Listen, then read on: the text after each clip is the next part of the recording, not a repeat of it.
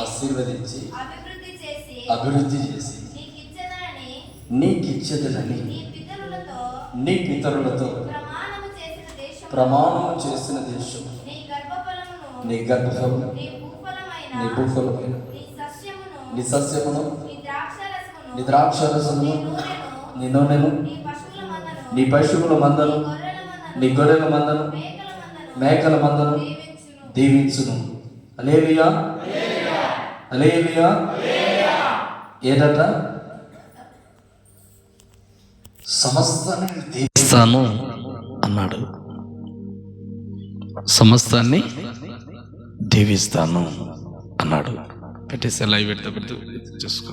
ఏదోటి అయితే ఈ సంవత్సరం అంతంలో దేవుడు నిన్ను ఏ విధంగా ఆశీర్వదించాడో రేపైనా సాక్ష్యం చెప్పండి. హల్లెలూయా. రేపు సాక్ష్యాల సమయంలో చెప్పాలి. అందుకు రేపటికి పోస్ట్ పోన్ చేశా. కీర్తనలు 97వ కీర్తన 10, 97వ కీర్తన 10.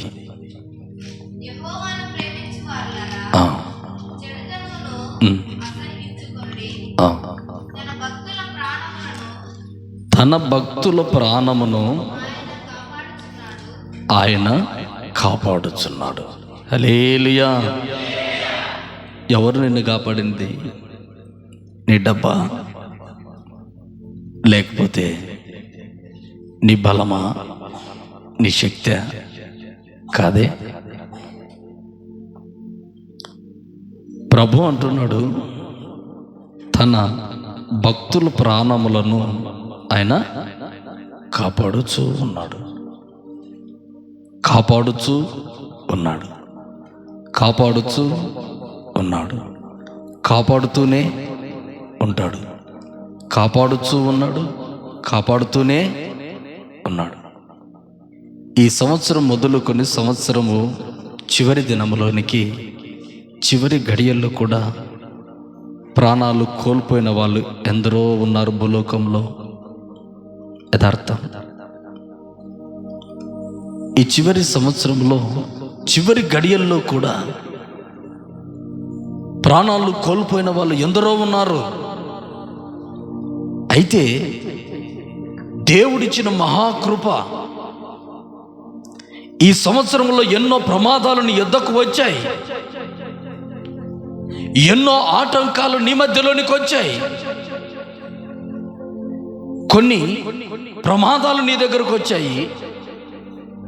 నీకు నీవుగా నాశనము కావాలని ప్రమాదాల దగ్గరికి నువ్వు వెళ్ళావు.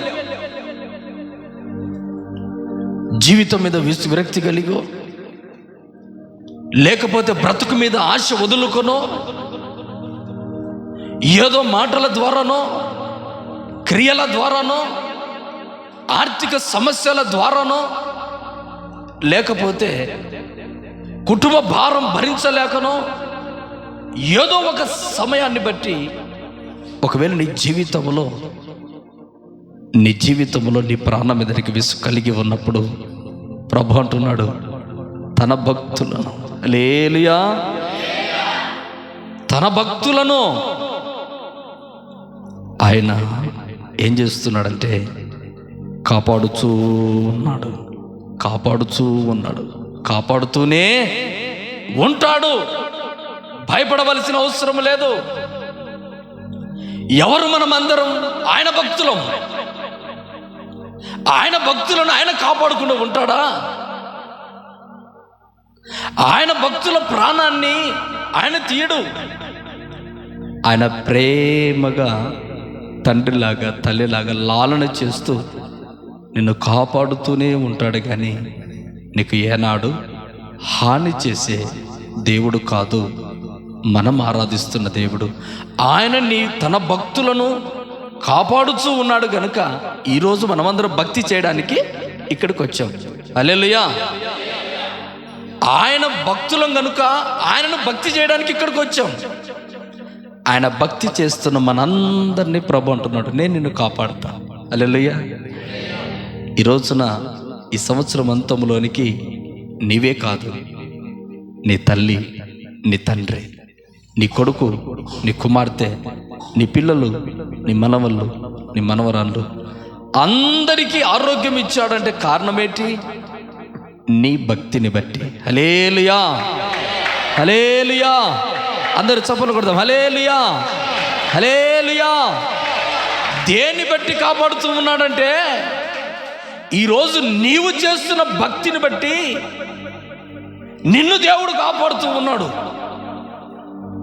ఈ రోజున ఇంత అర్ధరాత్రి వేళ కుటుంబాన్ని వదిలి, పిల్లలను వదిలి, సర్వసుఖాలను వదిలి దేవుని సన్నిధిలోకి ఎందుకు వచ్చావు?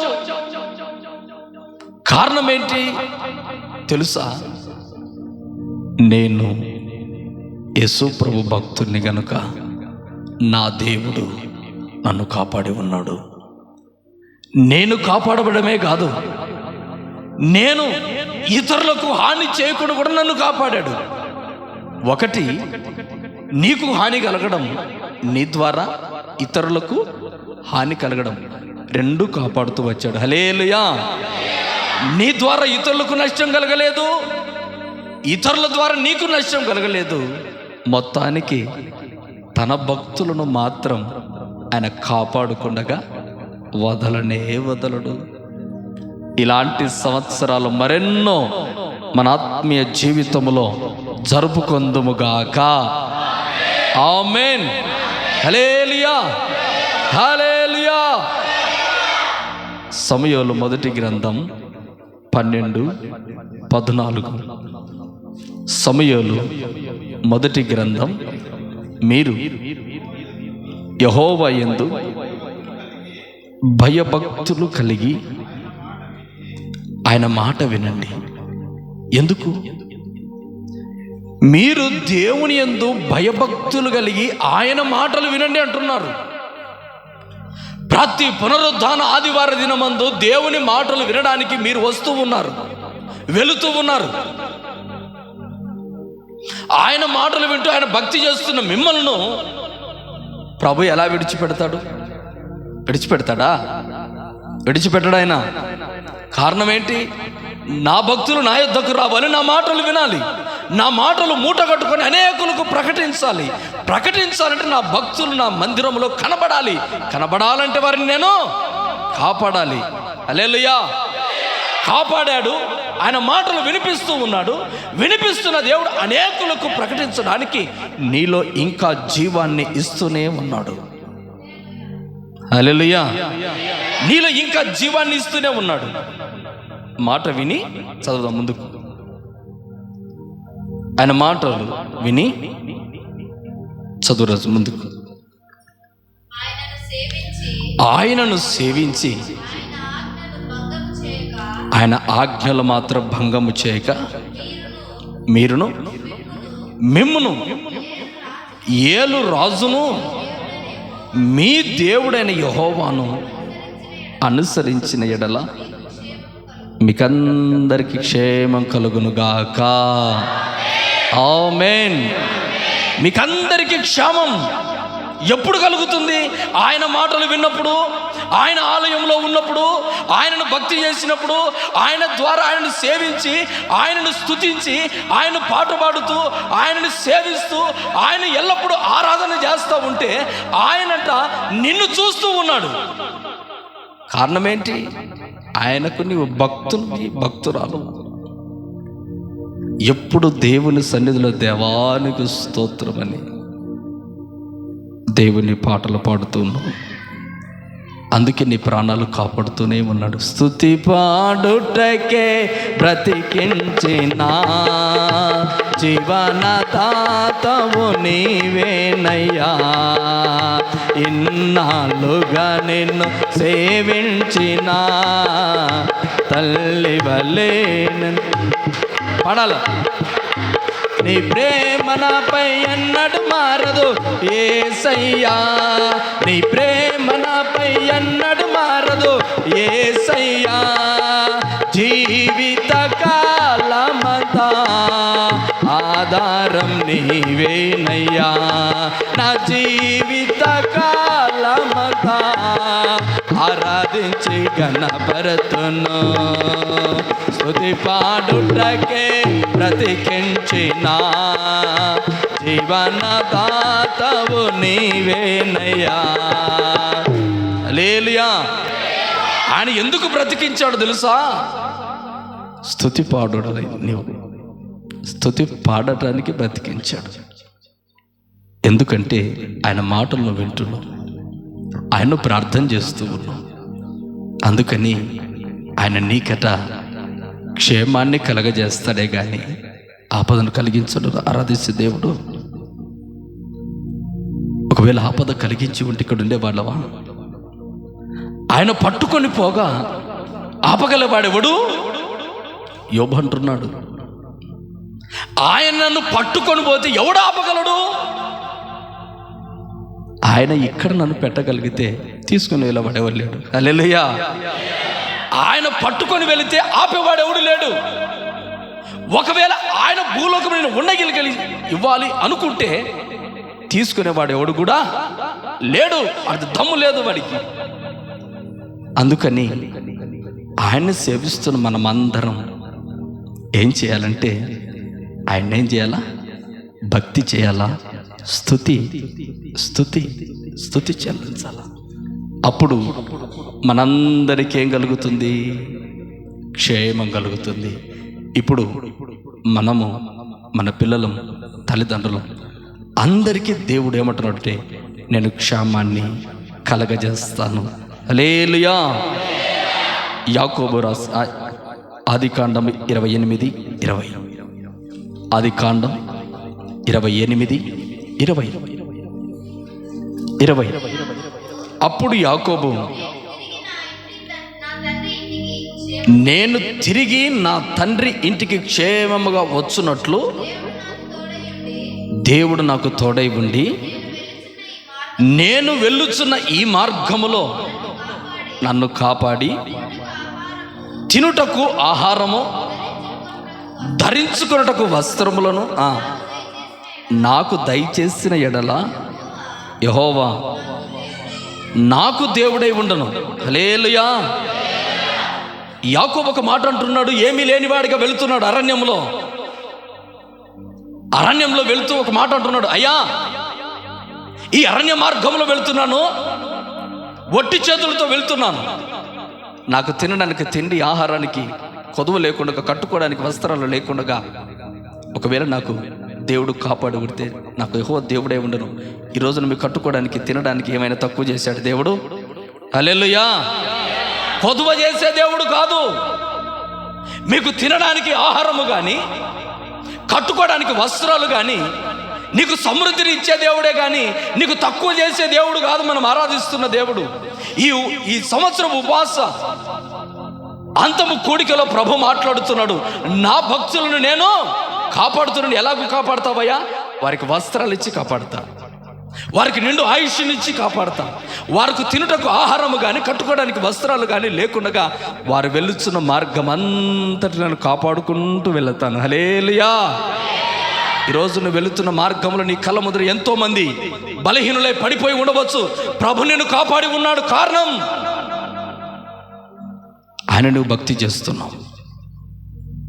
ఈరోజు నీ కళ్ళ ముందరే నీలాగా ఉన్న పరిస్థితుల్లో కలిగిన వాళ్ళు ఎందరో కృంగిపోయి ఏడుస్తూ ఉన్నారు. కానీ నీవు ఆరోగ్యంగా ఉండగల కారణం ప్రభు నీకు తోడై ఉన్నాడు. ఈరోజున అంటున్నాడు, ఇదిగో నా భక్తులను నేను కదా కాపాడేది, నా భక్తులను నేను కదా కాపాడేది. ఎలా కాపాడుతున్నా? క్షేమం ఇచ్చి. ఎలా క్షేమం ఇస్తావు? తినడానికి తిండి, కట్టుకోవడానికి వస్త్రాలు, ఏది కొదువ లేకుండా ప్రభు అంటున్నాడు, నేనే నా భక్తులను కాపాడుకుంటున్నాను. హల్లెలూయా, హల్లెలూయా, హల్లెలూయా. అలా కిందికి చదువుకున్నాం అదే మాటలు.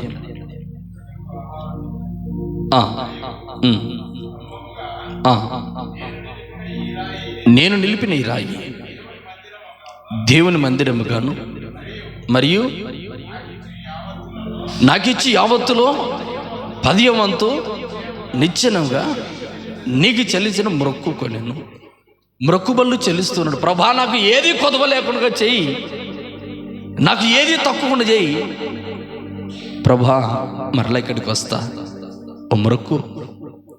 ఇప్పుడు నీకు ఏది కొదవ చేయని కారణాన్ని బట్టి ఆ ప్రభుకు మొక్కు తీర్చుకోవడానికి వచ్చావు. హల్లెలూయా. ఏ మొక్కు? ఈ సంవత్సరం అంతా కాపాడావు, నాకేది కొదవ లేకుండా. అందుకు నా దేవుని సన్నిధిలో నేను ప్రార్థన చేయాలి, అదొక మొక్కు. నా దేవుని సన్నిధిలో ఈరోజు నా ప్రార్థన చేయాలి. నా దేవుని ఆలయంలో నేను మోకరించాలి.